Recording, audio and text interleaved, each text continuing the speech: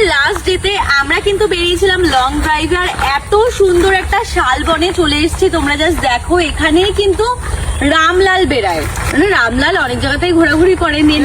কি বল, অনেকে হয়তো জানে, মানে ঝাড়গ্রামের ফেমাস, যেমন হাতির দলের মধ্যে ফেমাস হচ্ছে রামলাল, যে অনেক বছর বয়স, ওর প্রায় 25-26 বছর মতো বয়স, যেটা এখানকার মানুষের কাছ থেকে শোনা আমার।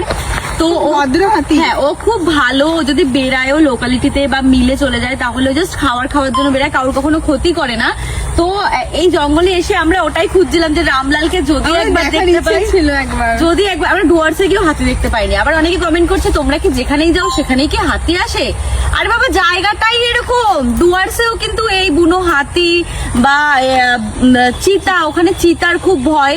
আর এখানে যেমন হাতিটা নাকি কোনো ক্ষতি করে না কাউর। আর আমাদের হাতি দেখার তো ভীষণ ইচ্ছা ছিল, বাট সেটা পসিবল হয়নি।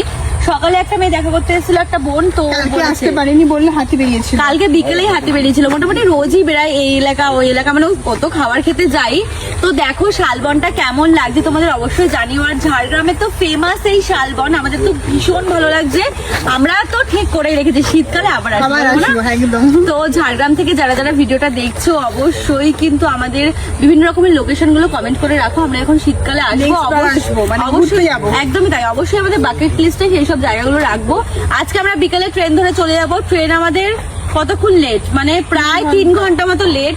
3:30টায় ট্রেন ছিল, 6:30টার সময় হয়তো আমাদের ট্রেনে উঠতে হবে। দেখা যাক কি হয় না হয়, সবটাই শেয়ার করবো। আর এই ঝাড়গ্রামটা যদি ভালো লেগে থাকে, অবশ্যই ভিডিওটাতে একটা লাইক দিতে একদম ভুলো না।